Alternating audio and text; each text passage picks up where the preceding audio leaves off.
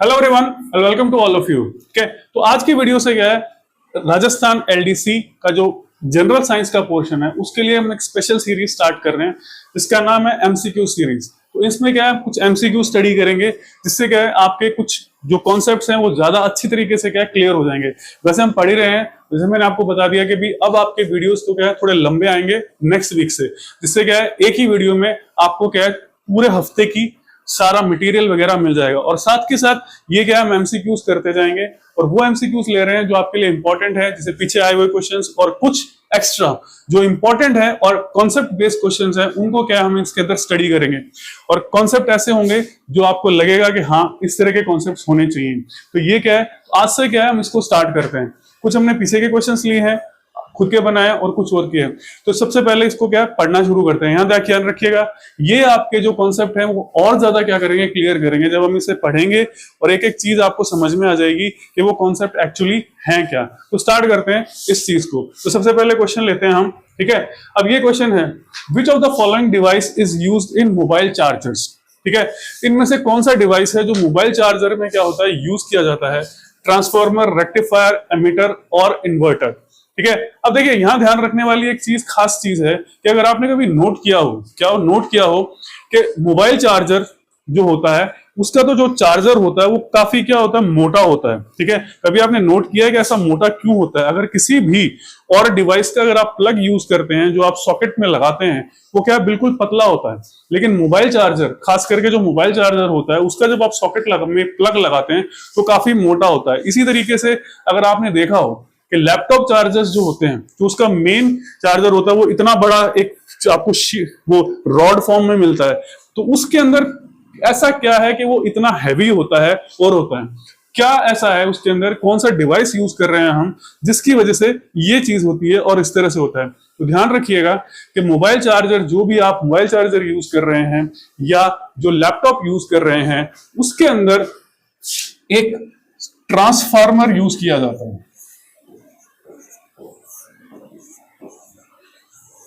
ठीक है, क्या यूज किया जाता है, ट्रांसफार्मर यूज किया जाता है जिसे हम बोलते हैं स्टेप डाउन ट्रांसफार्मर।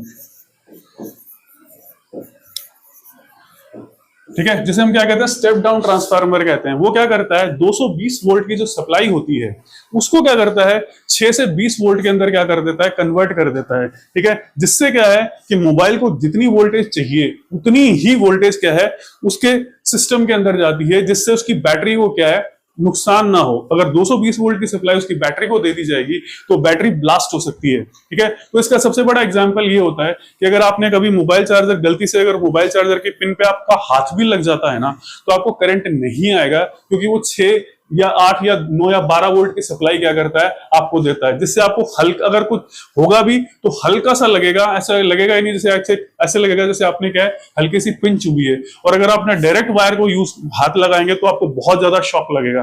ठीक है, तो ये मैं ये नहीं कह रहा आप इसको एक्सपेरिमेंट कीजिएगा, डोंट डू दैट। ठीक है, कि आप एक्सपेरिमेंट करने बैठ जाए, वो ये है कि फिर गलती से ऐसा हो जाए तो वो चीजें होती है। तो ये क्या स्टेप डाउन ट्रांसफार्मर यूज किया जाता है। अब हम इन सभी को देख लेते हैं कि ये चीजें हैं क्या। अब स्पेसिफिकली आपको ये बताया गया है कि कौन सा ट्रांसफार्मर इसके अंदर यूज हो रहा है। ट्रांसफार्मर कौन सा यूज हो रहा है, स्टेप डाउन ट्रांसफार्मर। तो इसके बारे में भी देख लेते हैं कि ये चीजें क्या है।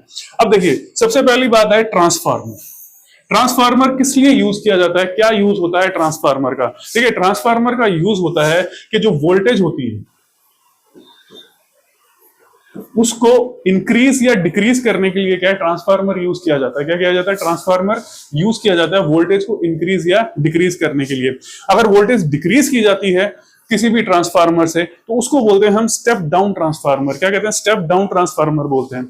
और अगर वोल्टेज इंक्रीज की जाती है तो हम ये कहते हैं कि वो क्या है, स्टेप अप ट्रांसफार्मर है, वोल्टेज को क्या कर रहा है, इंक्रीज कर रहा है। तो ये ट्रांसफार्मर ज्यादातर क्या है कि जो इलेक्ट्रिक सप्लाईज होती हैं उसमें यूज किए जाते हैं। क्या कि यूज किए जाते हैं, तो आपने सड़कों पे देखा भी होगा बड़े बड़े ट्रांसफार्मर्स लगे होते हैं। वो ट्रांसफार्मर क्या करते हैं कि जो सप्लाई वहां से बाहर से आ रही है उसको डिक्रीज करके हमारे घरों तक उस सप्लाई को 220 वोल्ट के ऊपर क्या है कन्वर्ट करके ट्रांसफर करते हैं। और उसी तरीके से यही ट्रांसफार्मर्स कहाँ यूज होते हैं, मोबाइल चार्जर्स और इसमें लैपटॉप चार्जर्स में क्या होते हैं, यूज होते हैं। तो ये तो हो गया आपके पास में। और स्पेसिफिकली अगर इस तरह से क्वेश्चन आ जाए तो आप क्या क्या लिखेंगे कि ट्रांसफार्मर यूज किया जाता है। और अगर दोनों ट्रांसफार्मर्स पूछ लिए जाएं आपसे कि कौन सा ट्रांसफार्मर इनमें यूज किया जाता है, स्टेप अप यूज किया जाता है या स्टेप डाउन ट्रांसफार्मर यूज किया जाता है, ठीक है, तो दोनों ध्यान रख लीजिएगा, एक स्टेप डाउन और एक स्टेप अप ट्रांसफार्मर है।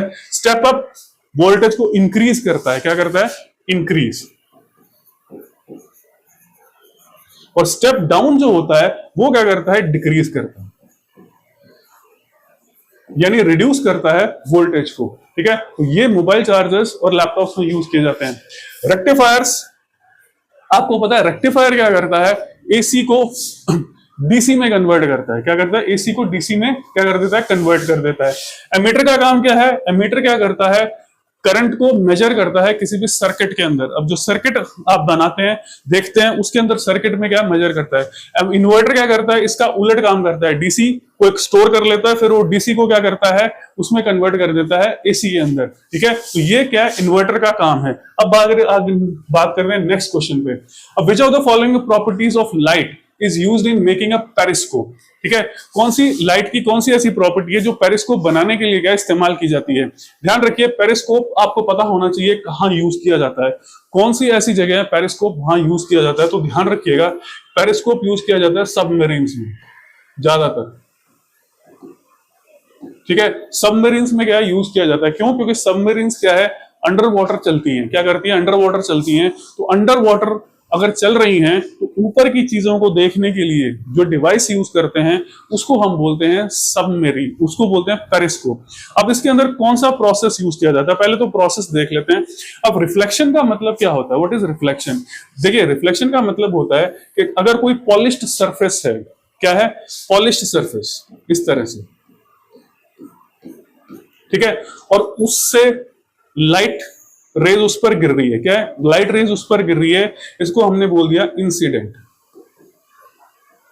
ठीक है। ये हमने क्या कह दिया, इंसिडेंट लाइट है, ठीक है, इंसिडेंट लाइट है। और ये क्या है, एक मीडियम है, this is known as medium, ठीक है। ये एक मीडियम है, कोई भी हो सकता है, रेयर, डेंसर, कुछ भी, ठीक है। तो अगर ये लाइट इस पॉलिश सरफेस से टकराकर इसी मीडियम में वापस क्या हो जाती है, बाउंस बैक कर जाती है, ठीक है, बाउंस बैक कर जाती है। अगर वो इसी मीडियम के अंदर क्या कर जाती है, बाउंस बैक कर जाती है, तो उसको हम कहते हैं रिफ्लेक्शन। क्या कहते हैं, रिफ्लेक्शन कहते हैं उसको। अगर वो उसी मीडियम में क्या कर जाती है, बाउंस बैक कर जाए, तो उसे हम क्या कहते हैं, रिफ्लेक्शन। अब रिफ्लेक्शन का मतलब ये होता है कि मान लीजिए यहां पर क्या है, आपके पास ग्लास सरफेस है, ठीक है, ग्लास सरफेस है, क्लियर है, ग्लास सरफेस है, पॉलिश सरफेस नहीं है, ठीक है। तो लाइट क्या करेगी, यहां से क्या करेगी, यहां से यहां ट्रांसमिट हो जाएगी। क्या, एक मीडियम, यानी ये एयर है ऊपर की तरफ आपके पास में, दिस इज एयर, ठीक है। तो एयर से क्या करेगी, वो ग्लास के अंदर क्या है, ट्रांसमिट हो जाएगी, ग्लास के अंदर चली जाएगी, ठीक है।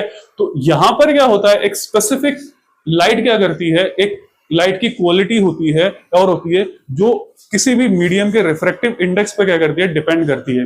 तो लाइट क्या करेगी, बेंड कर जाती है। क्या कर जाती है, रिफ्रैक्शन जब भी होता है तो लाइट क्या कर जाती है, बेंड कर जाती है, क्लियर, बेंड करती है। ध्यान रखिएगा, यहां एक इंपॉर्टेंट चीज ये जरूरी है कि लाइट रिफ्रैक्शन जब भी आपके पास में होगा, व्हेनेवर देयर इज रिफ्रैक्शन, ठीक है, जब हम किसकी बात कर रहे हैं, रिफ्रैक्शन की,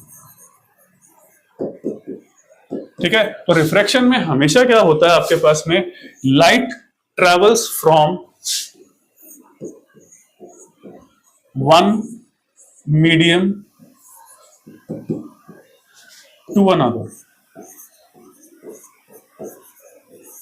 ठीक है, यानी एक मीडियम से लाइट क्या करेगी, दूसरे मीडियम में ट्रैवल करेगी, ठीक है। अब वो मीडियम रेयर हो सकता है, ठीक है, रेयर टू डेंसर, और फिर या डेंसर टू रेयर, दोनों पॉसिबिलिटीज हैं, ठीक है। रेयर से डेंस में जा सकती है, डेंसर से इसमें जा सकती है। और यहां ध्यान रखिए, जो मीडियम हम इसको डिफरेंशिएट कर रहे हैं, उसके लिए जो क्वालिटी यूज की जाती है वो यूज की जाती है ऑप्टिकल डेंसिटी,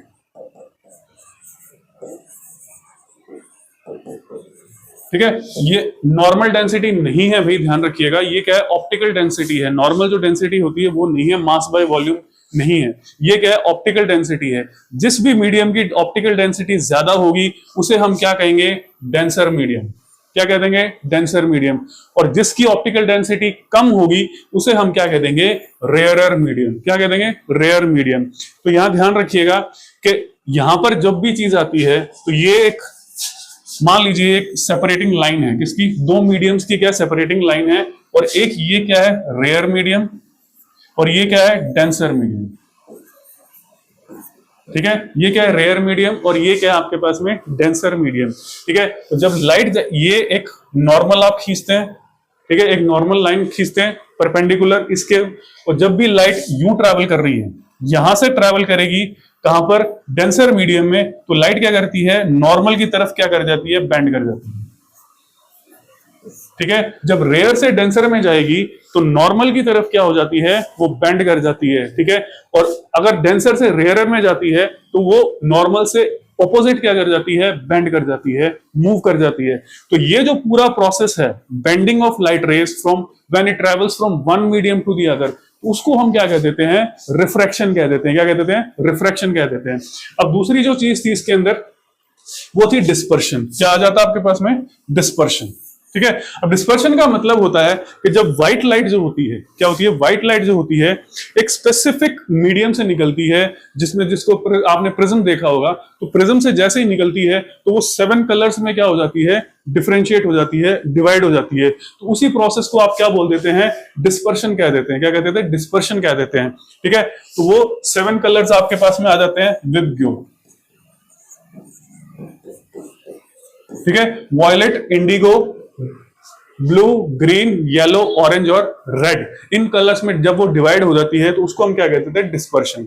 अब ये जो थोड़ा सा है, ये थोड़ा सा क्या है, हायर लेवल की चीज है। ठीक है, पर आपको बता देते हैं, पोलराइजेशन का मतलब होता है कि लाइट रेज क्या करती है, वाइब्रेट, लाइट के जो मीडियम्स होते हैं वो वाइब्रेट करते हैं। जब उनका वाइब्रेशन एक ही साथ एक ही तरफ कर दिया जाए, ठीक है, एक ही तरफ कर दिया जाए, आपको सिर्फ इतना ध्यान रखना है, एक ही तरफ कर दिया जाए तो उसको बोल देते हैं उसका पोलराइजेशन हो गया। लाइट को क्या कर दिया आपने, पोलराइज कर दिया। बस इतना ही ध्यान रखना है।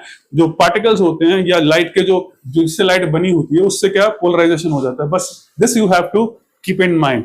तो ये चीज आ गई आपके पास में क्लियर। अब बात कर लेते हैं कि पेरिस्कोप में चीज कौन सा चीज यूज की जाती है जब पेरिस्कोप बनाया जाता है। ठीक है, तो ध्यान रखिएगा, जब पेरिस्कोप बनाया जाता है, व्हेनेवर पेरिस्कोप इज फॉर्म, ठीक है, तो जब हमने कहा पेरिस्कोप किस में यूज किया जाता है, सबमरीन्स में।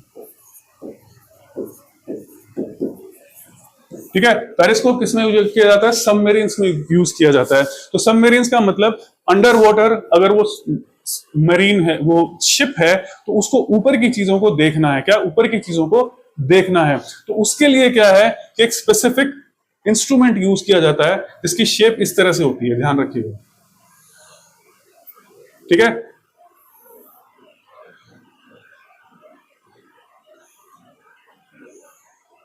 ये इस तरह से क्या है, काम करता है। तो यहां पर क्या है कि एक मिरर यहां लगाया जाता है, ठीक है, और एक मिरर क्या है, यहां लगा दिया जाता है। क्या लगा रहे हैं हम, मिरर। क्लियर, एक मिरर हमने यहां लगा दिया और एक मिरर क्या किया, यहां लगा दिया। ये पेरिस्कोप का एक सिंपल स्ट्रक्चर है। क्या, पेरिस्कोप का। तो मिरर करता क्या है, यहां से लाइट आती है, एक स्पेसिफिक 45 डिग्री 45 डिग्री के एंगल पे क्या है, इस मिरर को अटैच कर दिया जाता है 45 डिग्री के एंगल पे। और यहां से क्या है, फिर ये लाइट रिफ्लेक्ट होके क्या है, यहां आती है।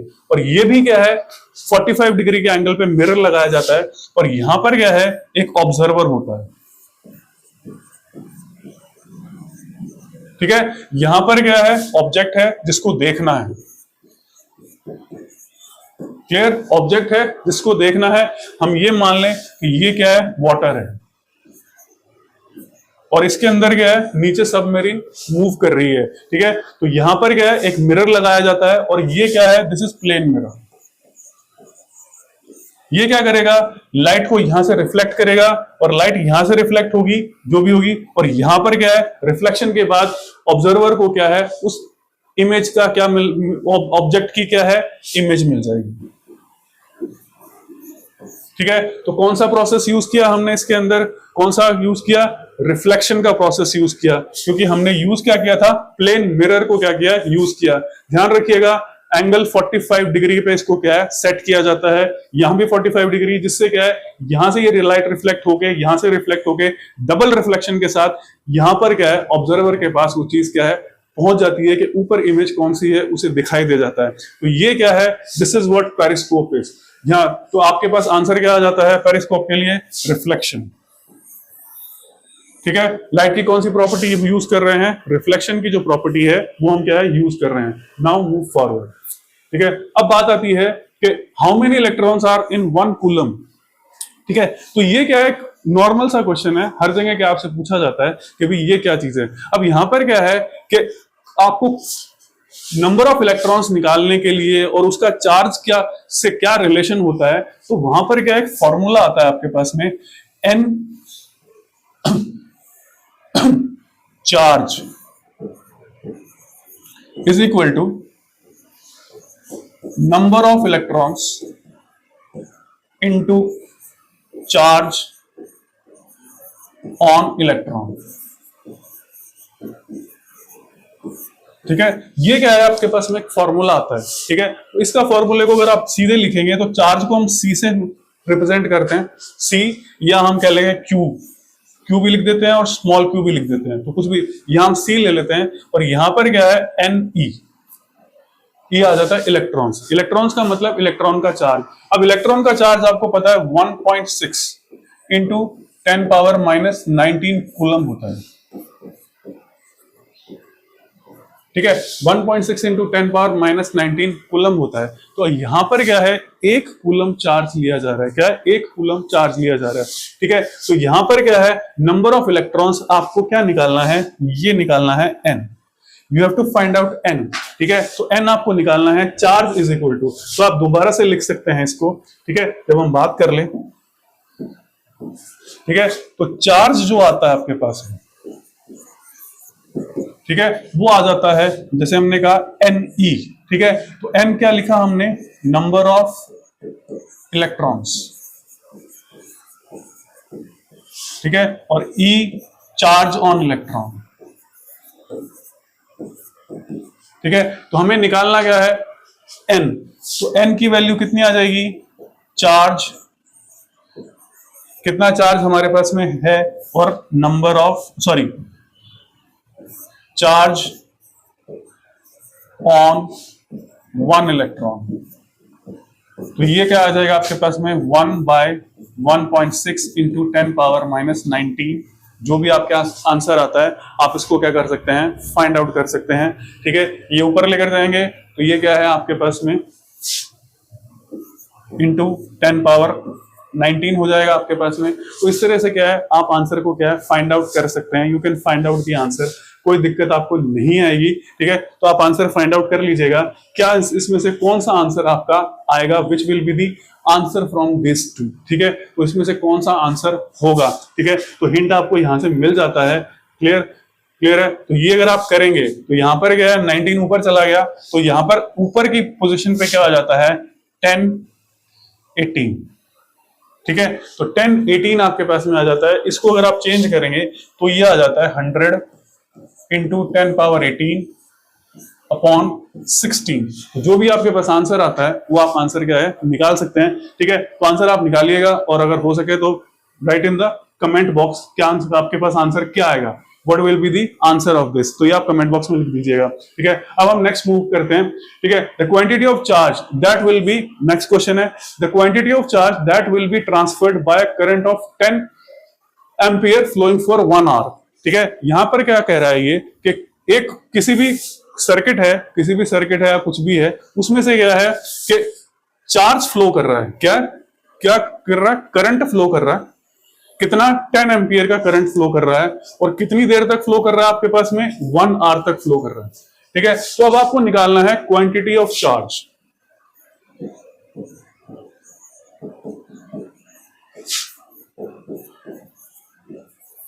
क्लियर, क्वांटिटी ऑफ चार्ज निकालना है आपको। अब यहां पर एक इंपॉर्टेंट चीज ये आ जाती है, ध्यान रखिएगा आप, जो यूनिट सिस्टम होता है ना, उसको आपको ध्यान रखना है। क्या रखना है? जो यूनिट सिस्टम है उसको आपको ध्यान रखना है कि टाइम की कौन सी यूनिट लेनी है, करंट की कौन सी यूनिट लेनी है, और चार्ज जो है उसकी कौन सी यूनिट आपको क्या करनी है, यूज करनी है। अगर आपने जरा सी भी गड़बड़ कर दी, आंसर आप सही निकालेंगे, कोई दिक्कत नहीं आएगी, ठीक है, लेकिन वो आंसर क्या है, एज पर क्वेश्चन आपका गलत हो जाएगा, ठीक है। तो यूनिट आपको ध्यान रखनी है कि यूनिट आप कौन सी यूज करेंगे। तो यहां ध्यान रखिएगा, जो यूनिट यूज करते हैं वो चार्ज के लिए यूनिट है कूलम, ठीक है। करंट जो है उसके लिए यूनिट है एम्पियर, और जो टाइम है उसके लिए जो यूनिट आएगी वो आएगी सेकंड, ठीक है। क्योंकि चार्ज आपको क्या है, कूलम्स में दे रखा है, ये आप ध्यान रख लीजिएगा। चार्ज किस में दे रखा है आपको, कूलम्स में दे रखा है, ठीक है, कूलम में दे रखा है, ठीक है। तो ये तो आपके पास यूनिट ऑलरेडी कितने में है, एम्पियर में है। इसको आपको क्या करना पड़ेगा, सेकंड्स में कन्वर्ट करना पड़ेगा। क्लियर? इसको आपको किस में कन्वर्ट करना पड़ेगा, सेकंड्स में कन्वर्ट करना पड़ेगा, ठीक है। तो अब इसको क्वेश्चन को हम थोड़ा देख लेते हैं, व्हाट एक्चुअली इट इज, ठीक है। अब चार्ज, करंट और टाइम, इनका रिलेशन क्या होता है, ध्यान रखिएगा। अब करंट की जो डेफिनेशन होती है उसको हम बोलते हैं rate of flow of charge, ठीक है। ये क्या है, करंट की डेफिनेशन होती है rate of flow of charge, ठीक है। अगर इसका हम फॉर्मूला बनाएंगे तो आपके पास में ये आता है, करंट इसको आई से रिप्रेजेंट करते हैं, ठीक है। और जैसे मैंने आपको बताया था, चार्ज को क्या है, क्यू से रिप्रेजेंट करते हैं। तो यहां पर क्या आ जाएगा, क्यू। जब भी आप रेट ऑफ किसी से करते हैं, ठीक है, रेट ऑफ करते हैं, यानी कि रेट जब भी लेते हैं तो टाइम हमेशा क्या है, डिनोमिनेटर में आता है। यहां क्या आ जाएगा, टाइम, क्या आ जाएगा, टाइम आ जाएगा, ठीक है। और हमें निकालना क्या है, चार्ज निकालना है। तो Q is equal to I T, ये हमारे पास क्या आ जाता है, फॉर्मूला आ जाता है। क्या आ जाता है, फॉर्मूला आ जाता है इस चार्ज को निकालने का। और हमारे पास क्या है, सारी वैल्यूज हमें दे रखी हैं, आपको बस करना क्या है, what you have to do, इसको, ये एम्पियर में है, इसका कोई दिक्कत नहीं है, आप एज इट इज यूज कर सकते हैं। बस इसको आपको क्या करना पड़ेगा, सेकंड्स में कन्वर्ट करना पड़ेगा। किस में कन्वर्ट करेंगे आप, सेकंड्स में क्या करेंगे, कन्वर्ट करेंगे, और उस वैल्यू को क्या करेंगे, यहां पर यूज करेंगे, ठीक है। जब हम टाइम का यूज करेंगे तो टाइम जो होगा वो आपको सेकंड्स में क्या करना पड़ेगा, कन्वर्ट करना पड़ेगा। तो यहां पर आई की वैल्यू 10 रख देंगे आप, और यहां पर क्या है कि 1 आवर में जितने भी सेकंड्स होते हैं, व्हाटएवर इट इज, उसको आप लिखें, और आपके पास क्या है, आंसर निकल आएगा। You will get the answer.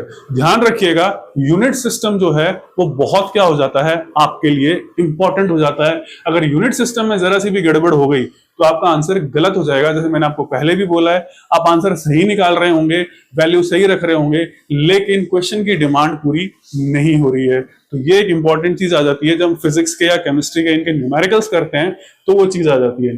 अब नेक्स्ट क्वेश्चन देखते हैं, ठीक है। नेक्स्ट क्वेश्चन क्या कह रहा है आपको कि यूनिट ऑफ रेजिस्टिविटी इज ओम है, ओम मीटर है, ओम बाय मीटर है, या ओम मीटर स्क्वायर है, ठीक है, ओम मीटर स्क्वायर है। अब यहां ध्यान रखिए, रेजिस्टिविटी को हम क्या बोलते हैं, एक और वर्ड आता है इसमें, इसको बोलते हैं स्पेसिफिक रेजिस्टेंस,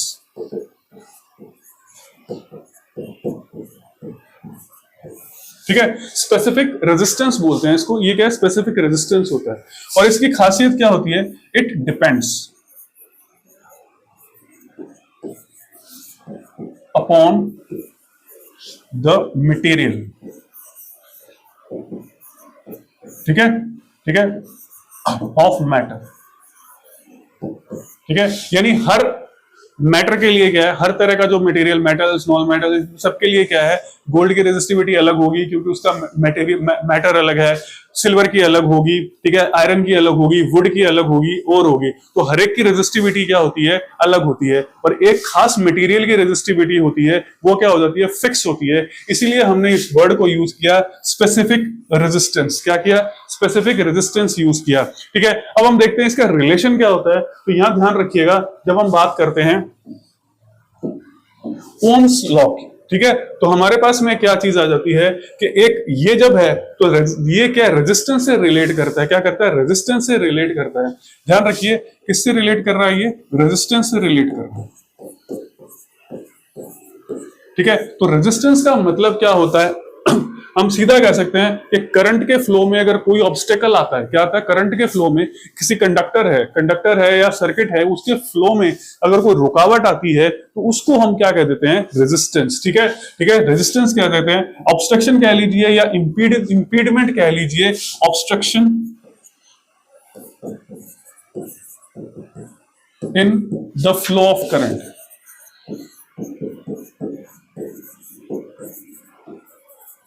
उसको हमने क्या कह दिया, रेजिस्टेंस कह दिया, ठीक है। अब ये रेजिस्टेंस जो होता है वो क्या करता है, डिपेंड करता है किन चीजों के ऊपर। ध्यान रखिए, जब भी कोई कंडक्टर है तो उसका रेजिस्टेंस क्या है, पहली बात लेंथ पे डिपेंड करता है, ठीक है। तो अगर हम रेजिस्टेंस को R लिखते हैं तो रेजिस्टेंस क्या है, डायरेक्टली प्रोपोर्शनल टू लेंथ होता है, ठीक है। यानी किसी भी कंडक्टर की लेंथ जितनी बड़ी होगी उसका रेजिस्टेंस क्या होगा, उतना ही क्या होगा, ज्यादा होगा, क्या होगा, उतना ही ज्यादा होगा, ठीक है। और दूसरी जो चीज आ जाती है वो आता है आपका क्रॉस सेक्शनल एरिया, ठीक है, क्रॉस सेक्शनल एरिया। यानी अगर हम R की बात करें तो R is proportional to A square, ठीक है। Cross sectional area, sorry A, ठीक है। तो ए के क्या इनवर्सली प्रोपोर्शनल होता है, क्या, दिस इज इनवर्सली प्रोपोर्शनल,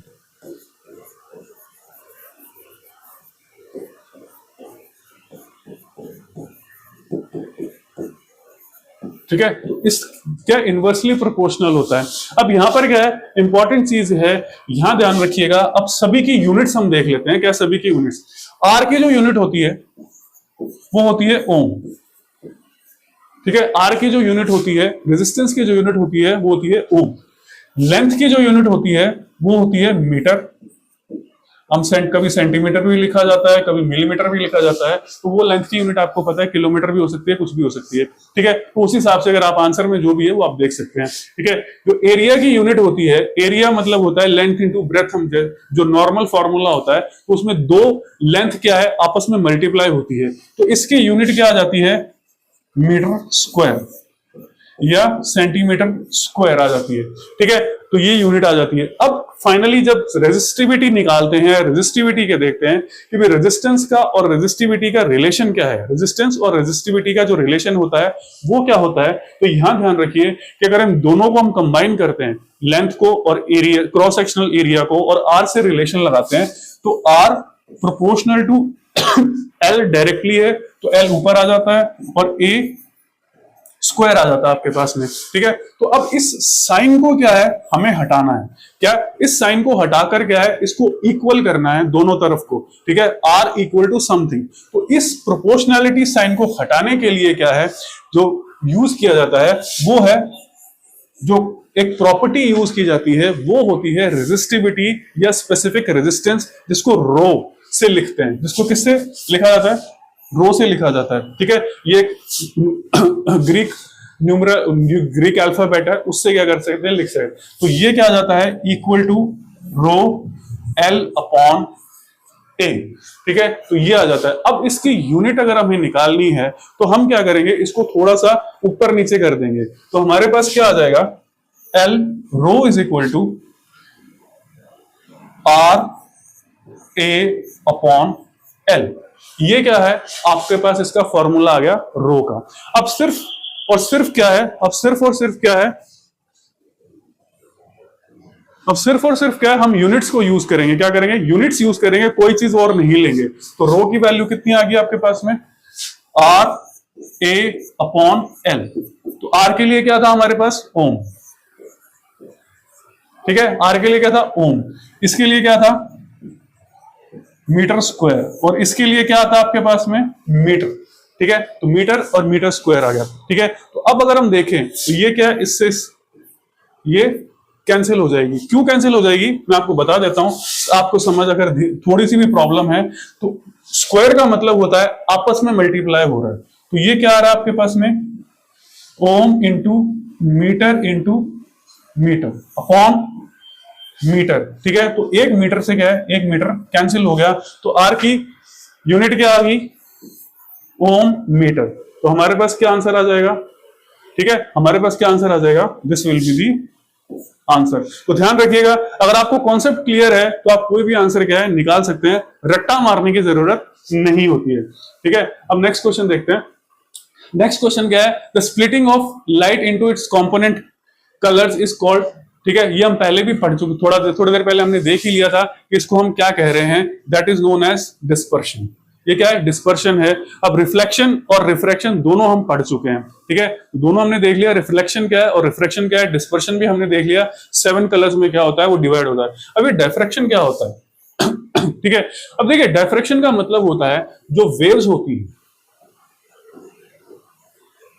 ठीक है, वो दो तरह से क्या बेंड होती है, क्या होती है, दो तरह से क्या बेंड होती है। जैसे लाइट रेज है, लाइट रेज क्या करेगी, एक मीडियम से दूसरे मीडियम में जब जा रही है तब बेंड हो रही है, क्या हो रही है, तब क्या हो रही है, बेंड हो रही है। और एक क्या होता है कि जो वेव्स होती हैं अगर वो एक ही मीडियम में जा रही है, क्या एक ही मीडियम में जा रही हैं और बिल्कुल स्ट्रेट लाइन में मूव कर रही है, क्या कर रही है, स्ट्रेट लाइन में क्या कर रही है, मूव कर रही है, तो वो क्या करती है कि अगर उनके बीच में कोई ऑब्स्टेकल आ जाता है, क्या आ जाता है, ऑब्स्टेकल आ जाता है, कोई दीवार आ जाती है, कुछ भी आ जाती है, तो वो दीवार उस ऑब्स्टेकल के बेसिस पर भी क्या है, वो क्या करती है, बेंड कर जाती है। ठीक है, मीडियम चेंज नहीं हुआ है, यहां ध्यान रखिएगा, यहां पर क्या है, मीडियम चेंज नहीं हुआ है, मीडियम इज नॉट चेंजिंग, तो वो ऑब्स्टेकल के बेसिस पर क्या है, बेंड कर जाती है, क्या कर देती है, बेंड कर जाती है। ठीक है, और ये बेंडिंग क्या करती है, डिपेंड करती है कि उसकी वेवलेंथ कितनी है, क्या वेवलेंथ कितनी है, तो जितनी ज्यादा वेवलेंथ होगी उतनी क्या है वो बेंड करेगी, और जितनी कम वेवलेंथ होगी उतनी ही कम क्या करेगी, बेंड करेगी। अगर ऑब्स्टेकल वेवलेंथ के साइज का है तो वो इजीली बेंड कर जाती है, क्या कर जाती है, बेंड कर जाती है। अगर ऑब्स्टेकल वेवलेंथ के साइज का नहीं है तो वो बेंड नहीं करती है। अब देखिए लाइट क्या करती है, साउंड वेव्स क्या है, बेंड कर जाती है, एक दीवार, एक छत से दूसरी छत पे भी सुन जाती है, बड़ी दीवार से भी क्या बेंड कर जाती है, क्योंकि साउंड वेव्स की जो वेवलेंथ होती है वो ज्यादा हो जाती है, इसलिए ऑब्स्टेकल के अकॉर्डिंग बेंड कर जाती है। और जो लाइट रेज होती हैं उनकी वेवलेंथ बहुत कम होती है, इसलिए क्या है वो ऑब्स्टेकल के कंपैरिजन में बेंड नहीं करती। अगर आप इसको देखेंगे तो जो बहुत ज्यादा माइन्यूट क्रिस्टल्स होते हैं, ठीक है, जो एटॉमिक लेवल पे होते हैं, वहां पर क्या है वो रे क्या कर जाती है, बेंड कर जाती है, और इसी बेंडिंग को क्या कह देते हैं, रिफ्लेक्शन कह देते हैं, bending of waves in case of obstacle. अगर कोई रुकावट आती है तब हम उसको क्या कह देंगे, डायफ्रैक्शन। पर अगर वो बेंडिंग एक मीडियम से दूसरे मीडियम, जैसे हमने लाइट रेज का देखा, तो वो क्या कहलाती है, रिफ्रैक्शन कहलाती है, ध्यान रखिएगा। ठीक है, अब नेक्स्ट क्वेश्चन करते हैं।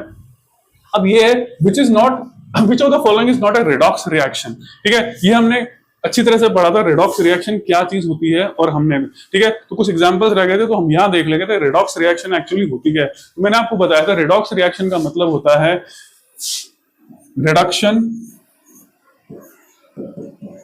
एंड ऑक्सीडेशन, दोनों चीजें एक साथ हो रही हैं आपके पास, क्या है, दोनों चीजें एक साथ हो रही हैं, रिडक्शन भी हो रहा है और क्या हो रहा है, ऑक्सीडेशन भी हो रहा है। ठीक है, तो हर डेफिनेशन को क्या है हमने अच्छी तरह से वहां पढ़ा था, तो ये देख लीजिए। अब हम बात कर लेते हैं कि पहला प्रोसेस देख लेते हैं, यहां पर क्या है, ठीक है, पहले में क्या हो रहा है, पोटेशियम क्लोरेट, इसको क्लोरेट बोलते हैं, KClO3, ये किस में कन्वर्ट हो रहा है, टूट के। इसको यहां ध्यान रखिएगा, ये एक ऐसी रिएक्शन है जिसको हम डीकंपोजिशन रिएक्शन भी बोलते हैं। ठीक है, ये क्या है, डीकंपोजिशन रिएक्शन भी है, क्लियर। जैसे आपने कभी पढ़ा होगा कि एक ही रिएक्शन एक ही तरह की नहीं होती है, वो कई तरह की रिएक्शन हो सकती है। तो ये क्या है, डीकंपोजिशन। डीकंपोजिशन का मतलब ये होता है कि एक ही रिएक्टेंट है, वो क्या कर रहा है, एक से ज्यादा प्रोडक्ट्स में क्या है वो कन्वर्ट हो रहा है। इसी तरह की रिएक्शन को हम क्या कह देते हैं, डीकंपोजिशन रिएक्शन कह देते हैं। अब यहां पर एक स्पेसिफिक चीज ध्यान रखिएगा कि यहां पर क्या है कि इस पूरे कंपाउंड में ऑक्सीजन प्रेजेंट है, क्लियर है? ऑक्सीजन क्या है, प्रेजेंट है पूरे कंपाउंड के अंदर। क्लियर है? अब यहां से क्या है कि वो ऑक्सीजन क्या है, बाहर निकल रहा है। तो ये एक सिंपल सा तरीका हो जाता है कि भी ऑक्सीजन बाहर निकल रहा है, इसलिए क्या है, ये ऑक्सीडेशन या रिडक्शन या जो भी रेडॉक्स रिएक्शन है हम कह सकते हैं इसके अंदर चीज। एक दूसरी चीज ये आती है कि जैसे मैंने कहा था वहां पर आपको, मैंने जब हमने रेडॉक्स रिएक्शन पढ़ रहे थे तो हमने पढ़ा था कि अगर, ठीक है, अगर पॉजिटिव वैलेंसी डिक्रीज करती है, ठीक है, पॉजिटिव वैलेंसी डिक्रीज करती है तो हम उसको क्या कह देते हैं, रिडक्शन। ठीक है, और अगर नेगेटिव वैलेंसी डिक्रीज करती है तो उसको हम क्या देते हैं, ऑक्सीडेशन कह देते हैं। तो यहां ध्यान रखिएगा कि ये जो KCl का जो है, यहां इसकी जो वैलेंसी है वो +5 होती है। क्लियर है? अगर आप इसकी वैलेंसी निकालेंगे तो वैलेंसी +5 होती है, और यहां पर ये वैलेंसी क्या है, -1 में चली जाती है। ठीक है, मींस पॉजिटिव वैलेंसी क्या कर रही है, डिक्रीज कर रही है। क्या कर रही है, डिक्रीज कर रही है। इसलिए क्या हो रहा है, यहां पर क्या है, रिडक्शन हो रहा है। एक तरीका तो मैंने आपको बता दिया, ऑक्सीजन बाहर निकल रहा है इसलिए रिडक्शन है, आप डायरेक्टली देख सकते हैं। ठीक है, पर यहां ध्यान रखिएगा रिडक्शन के साथ ऑक्सीडेशन भी होता है। क्लियर है? तो ठीक है, ऑक्सीडेशन भी होता है। तो यहां पर क्या है कि यहां जो ऑक्सीडेशन की वैलेंसी है वो है -2। क्लियर है? ऑक्सीडेशन की वैलेंसी है -2, और यहां पर क्या है, वो 0 में कन्वर्ट हो जाती है।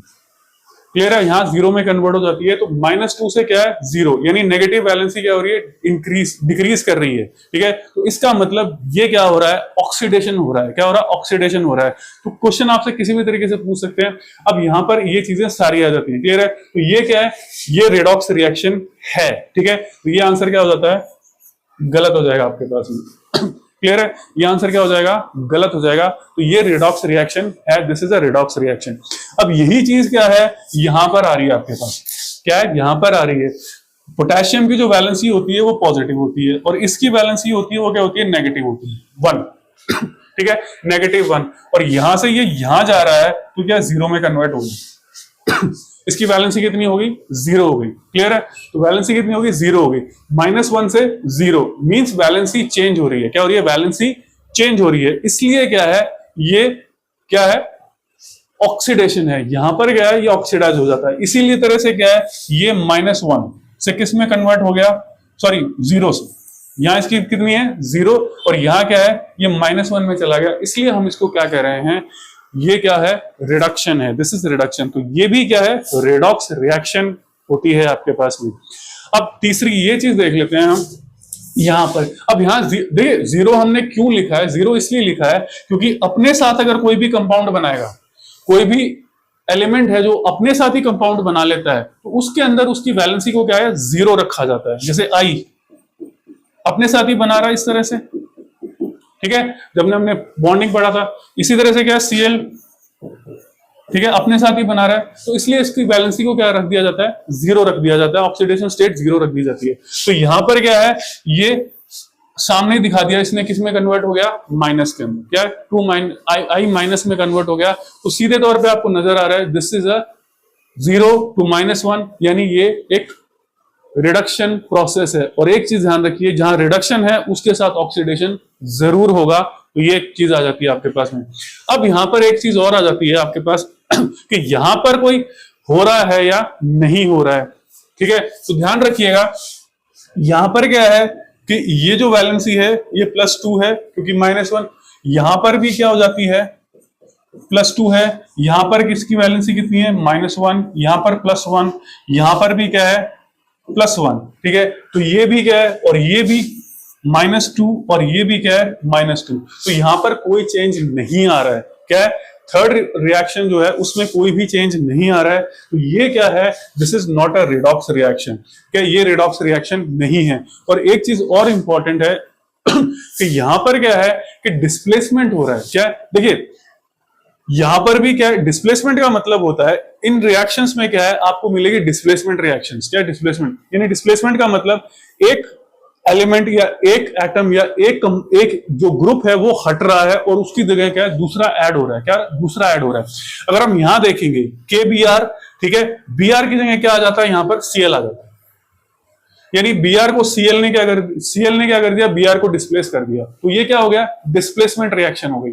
यहां भी क्या है, आप देखेंगे कि इसको देखें, अगर हम बेरियम को देखें तो बेरियम में क्या है, Cl2 की जगह क्या आ जाता है आपके पास, एक डिस्प्लेसमेंट हो गया, तो एक डिस्प्लेसमेंट हो गया। यहां पर क्या है, SO4 की जगह क्या आ रहा है आपके पास में, NOCl आ रहा है, तो दो तरह के डिस्प्लेसमेंट हो रहे हैं। तो इस तरह की जो रिएक्शन होती है उसे हम कह देते हैं डबल डिस्प्लेसमेंट रिएक्शन, ठीक है। यानी एक कंपाउंड में एक की जगह दूसरा आ रहा है और दूसरे कंपाउंड में पहले वाला क्या है, ग्रुप आके अटैच कर रहा है, तो इसको लिए बोल दिया हमने डिस्प्लेसमेंट रिएक्शन। क्या कर दिया, ये वाली रिएक्शन डबल डिस्प्लेसमेंट, और ये जो रिएक्शन है KBr Cl2 KCl और Br2 की जो रिएक्शन है वो क्या है, only and only simple displacement reaction कहलाएगी। ये रिएक्शन डबल डिस्प्लेसमेंट कहलाएगी और ये सिंपल डिस्प्लेसमेंट रिएक्शन, क्योंकि इसमें सिर्फ एक का ही डिस्प्लेसमेंट हो रहा है। Cl2 Cl क्या कर रहा है, Br को डिस्प्लेस कर रहा है उसके कंपाउंड से, ठीक है। तो ये आपके पास में आ गया, और जो रिडॉक्स रिएक्शन नहीं है वो आपके पास में थर्ड ऑप्शन आ जाता है। अब नेक्स्ट क्वेश्चन देखते हैं आपके पास में। अब कहते हैं brown colour of apple after cutting is due to, ठीक है। Brown colour of apple after cutting is due to क्या होता है, हमने ये सारे चीज देख रखे हैं, फिजिकल और केमिकल चेंजेस, ठीक है। तो यहां पर क्या है, एक ध्यान रखिएगा कि एक ऑक्सीडेशन रिएक्शन हो रही है, ठीक है। जो एयर में ऑक्सीजन प्रेजेंट होती है उसकी वजह से क्या है, वहां पर ऑक्सीडेशन हो रहा है, क्या ऑक्सीडेशन हो रहा है, और ऑक्सीडेशन के कारण क्या है, एक न्यू कंपाउंड बन रहा है,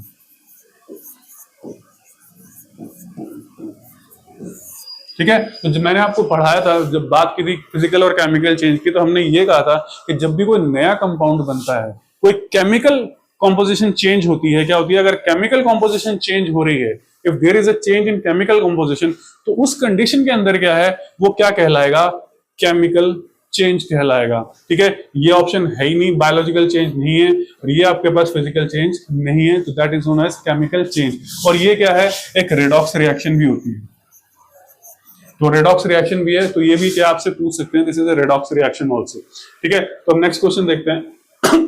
अब ये in the reaction 2NaCl2 plus Cl2 NaCl, the number of electrons released by 6 grams of Na is, ठीक है। अगर 46 ग्राम्स Na आप ले रहे हैं तो कितने नंबर ऑफ इलेक्ट्रॉन्स क्या है वो रिलीज कर रहा है, ठीक है। तो यहां देखिए, एक चीज का ध्यान रखिए कि एक Na जो है वो क्या है, 0 से Na+ में कन्वर्ट हो गया, यानी यहां इसकी वैलेंसी क्या है, 0 है, और यहां क्या है, प्लस में कन्वर्ट हो जाता है।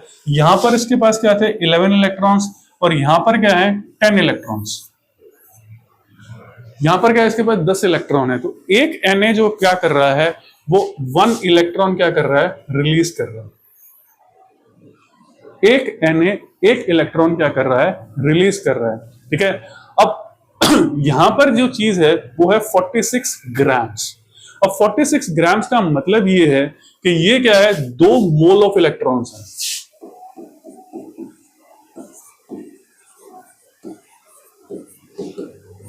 क्लियर है, 2 मोल हैं इलेक्ट्रॉन्स के, क्लियर, कितने मोल्स हैं, 2 मोल्स इलेक्ट्रॉन्स के हैं, क्योंकि Na का जो आपके पास में एटॉमिक जो मास नंबर होता है वो 23 होता है, ठीक है। तो ये आपके पास में है, एक Na 1 इलेक्ट्रॉन रिलीज कर रहा है, दे रहा है, 1 मोल Na कितने इलेक्ट्रॉन देगा, 1 एवोगैड्रो नंबर, ठीक है। यानी 1 मोल ऑफ इलेक्ट्रॉन्स क्या करेगा, रिलीज करेगा, और मोल का मतलब ही क्या है, एवोगैड्रो नंबर होता है आपके पास। What is mole, mole is Avogadro number, ठीक है। तो यहां कितने मोल्स हैं, 2 मोल्स हैं, तो 2 एवोगैड्रो नंबर ऑफ इलेक्ट्रॉन्स के बराबर क्या करेगा, रिलीज करेगा।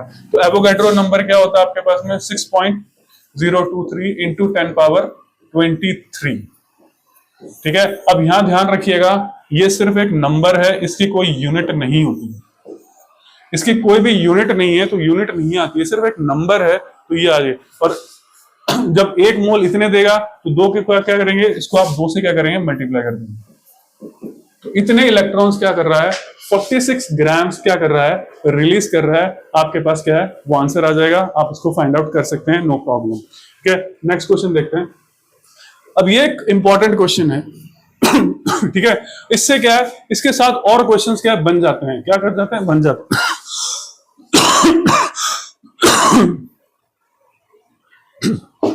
इसके साथ क्या और भी क्वेश्चंस बन जाते हैं। वो कैसे बनते हैं ध्यान रखिए। ये क्या पूछ रहा है, which blood group is called universal donor. ठीक है, तो ये क्या है क्वेश्चन कई तरह से पूछ सकते हैं आपसे, क्या कई तरह से पूछ सकते हैं। अब यहां पर क्या है, इसको हम एक बार ध्यान नहीं रखते। हम नॉर्मली क्या पढ़ते हैं कि यूनिवर्सल डोनर क्या होता है, ओ। ठीक है, यूनिवर्सल डोनर क्या होता है, ओ, और यूनिवर्सल रेसिपिएंट क्या होता है, ए बी। पर इसने क्या है कि RH फैक्टर भी ले लिया।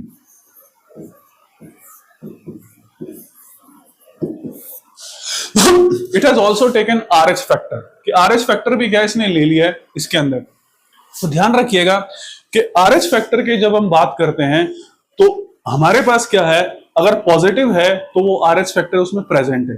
ठीक है, और अगर नेगेटिव है तो RH फैक्टर प्रेजेंट नहीं है। क्लियर है? ठीक है, तो यहां ध्यान रखिएगा कि ऐसे किसी भी ब्लड ग्रुप को जिसमें RH फैक्टर नहीं है, उसको अगर RH फैक्टर वाला ब्लड चढ़ा दिया जाए, ठीक है, तो वो ब्लड क्या हो जाएगा, कोएगुलेशन करना शुरू कर देगा। वो ब्लड उसके लिए नहीं होता है। ठीक है, मींस अगर हम O के अंदर भी देखें तो O- और O+।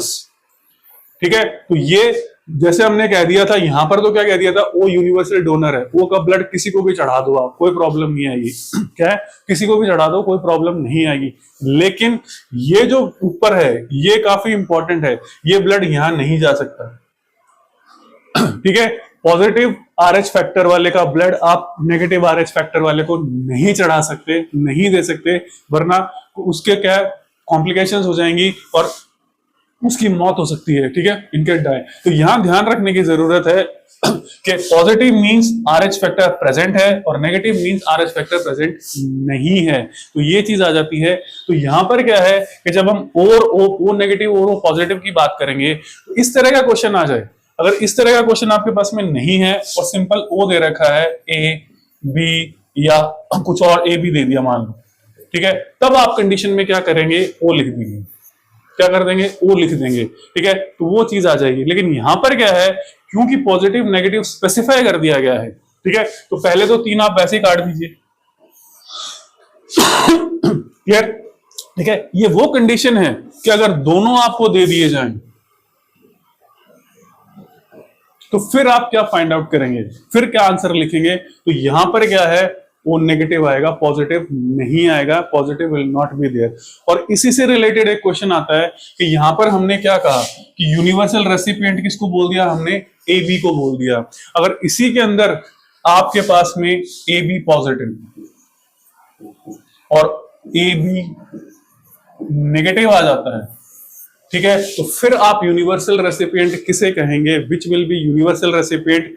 तो ध्यान रखिएगा, universal recipient will be A B positive. इसको आप किसी का भी ब्लड चढ़ा सकते हैं, कोई भी प्रॉब्लम आपको नहीं आने वाली। There will not be any problem, किसी भी तरह की नहीं आने वाली। अगर स्पेसिफाई कर दिया पॉजिटिव और नेगेटिव फॉर्म में और पॉजिटिव और नेगेटिव फॉर्म में, तो यहां आपको किसी भी तरह की कोई प्रॉब्लम आने वाली नहीं है। तो ये क्वेश्चन इसीलिए लिया गया था ताकि आपको इसके साथ बनने वाले क्वेश्चंस के बारे में क्या है पता चल जाए। You will get the knowledge about that question. तो ये एक चीज है। तो आज ठीक है, नाउ तो आज की वीडियो में हमने कुछ क्या क्वेश्चन स्टडी किए, ठीक है, और उनसे रिलेटेड कुछ कॉन्सेप्ट्स को स्टडी किया। अगर आपको इसमें किसी भी तरह की कोई प्रॉब्लम है, व्हाटएवर इट इज प्रॉब्लम, या कुछ और आपका सजेशन देना चाहते हैं तो आप कमेंट बॉक्स में क्या कर सकते हैं, लिख सकते हैं, या फिर आपको नंबर मिलेगा डिस्क्रिप्शन बॉक्स में, तो उस पर क्या है आप व्हाट्सएप कर सकते हैं, यू कैन व्हाट्सएप इट। तो इसी तरीके से क्या है हम कुछ और क्वेश्चंस क्या है आपके साथ डिस्कस करेंगे नेक्स्ट वीडियो में, और इसी तरह से क्या है ये सीरीज क्या है आगे मूव करती जाएगी और हम इसमें क्या है डिस्कशन करते जाएंगे। फिर वही बात, आपको किसी भी तरह का सजेशन हो you can give it via WhatsApp और वाया कमेंट बॉक्स। तो आज की वीडियो में इतना ही, मिलेंगे नेक्स्ट वीडियो में। Thank you for watching the video.